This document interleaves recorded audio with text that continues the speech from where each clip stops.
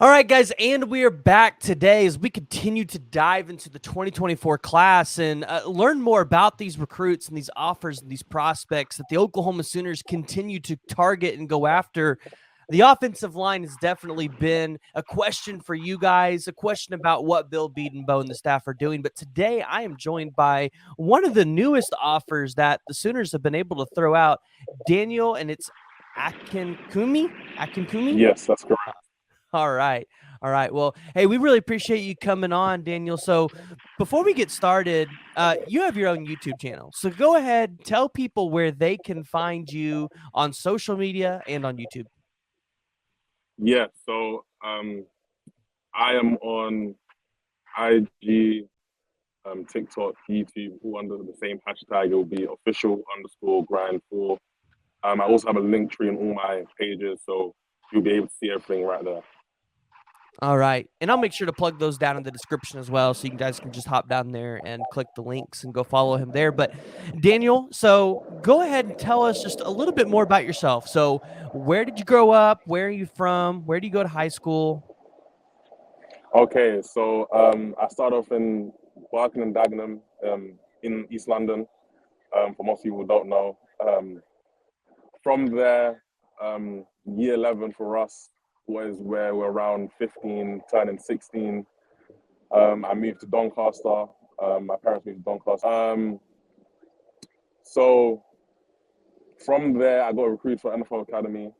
What was like our high school over here. Our system is very different to the US system. So we graduate at the age of 16 and we go into another system for another 3 years. And because I moved out from London, my travel was very far. So I actually had to wake up at 4 a.m. and I would probably get back at 12 p.m. because I was traveling 3 hours there and back just from Doncaster. So my first year as a sophomore was very hard.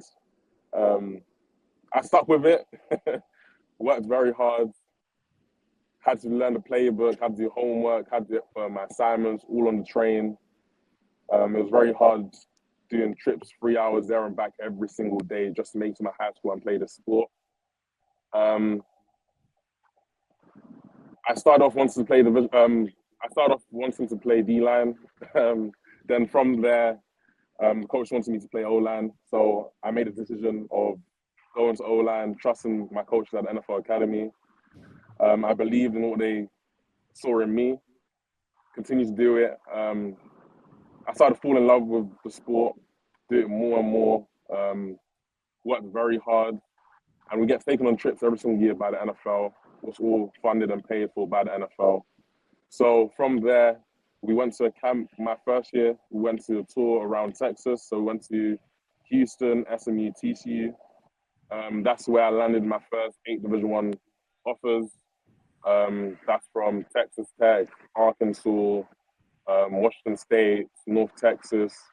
So I had a bunch of offers in my first sophomore year. I struggled to come back out because of financial situation.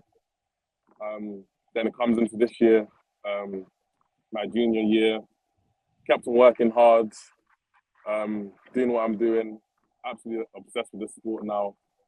Then go to the southern area.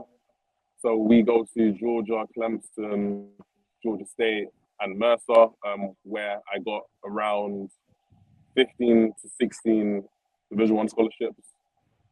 And then as I came back, kept on doing well. Got reached out by the head coach of Oklahoma. Then from there, the O-line coach followed me, messaged me, got on a call with the O-line coach, and I'm really blessed to get offered by Oklahoma. That is awesome. And I've got to see some of the visits that you've been on. You've been to quite a few elite programs across college football. So, and you've got quite a few offers. I think when I looked at it last, like 24 offers or something like that. So, you've got quite a few offers out there. And like I said, you've been to Georgia, you've been to some of those bigger schools. So, what has that been like? What have some of those visits been like to Georgia or the Penn States? And has there is there anybody that's kind of stuck out over another? Um, I would say the visit all been amazing. It's actually like going there compared to over here in the UK, we have nothing like that. And just going there, taking pictures in the gear, going to see the facilities, going to meet the coaches, it's absolutely amazing. I've never seen that type of environment before. Um, I would say Georgia's facilities really stood out to me, but at the same time, facilities don't mean a lot if you can't do anything with them. As long as you have the basics and the essentials, you can be a great and amazing player, and that's all I care about. That's awesome. That's awesome. So, being in the UK, soccer's obviously, well, we call it soccer here. I'm sure you guys call it football. Soccer is really big. So, how like popular is the United States version of football, right? You know, the football with the little spiral thing. How popular is that over there? Is there a lot of people that play it? Is there a lot of people that watch it? Because, you know, here, you know, in the United States, like, you know, we have these 90, 100,000 seat stadiums. You'll pack them out every weekend. You know, do you kind of have that same vibe and feeling over there in the UK? No, sadly not. So American football is very underrated here. It's just recently being started to be built up. The NFL is an amazing job of building it from the ground up. So just recently, NFL flag has been put into schools, into our secondary schools, primary schools, to build it from a young age. And then we also have the academy, was from 16 to 19 years old, where you start your development and try and get an opportunity in the States. That is awesome. That is awesome. That's always cool to learn a little bit more about how the process is differently. We've had a lot of guys from that are from Nigeria that come on the podcast that end up playing in the States and hearing just the difference about how the sports work over there. So I'm assuming the competition is a lot different in the UK than it is in the United States. I won't say it's a massive difference, but in terms of how you guys train, the intensity, it's slightly different to us. Hey, well, you know what? You come to Oklahoma, you're gonna have to train in 100-degree weather with like Yes. high humidity. So it's death. Yeah. But you train in the most intense circumstances so that you can go play in the most intense places. So Yeah, of course. you've got all these offers, you got all these schools.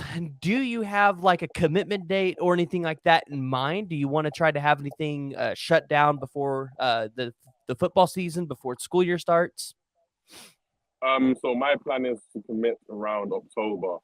So I'm going to be taking multiple visits in September during the season, and we'll be trying to make my decision in the month of October.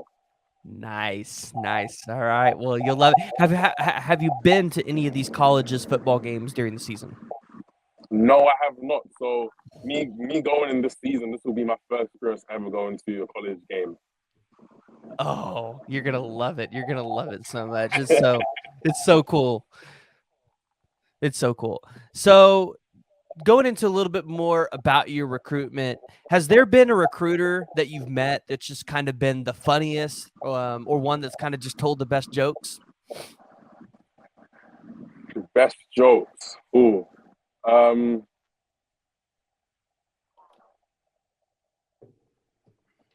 I probably have a couple coaches in mind who have very good jokes.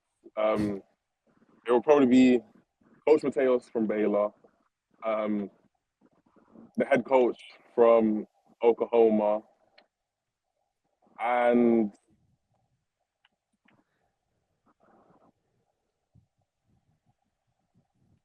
who else?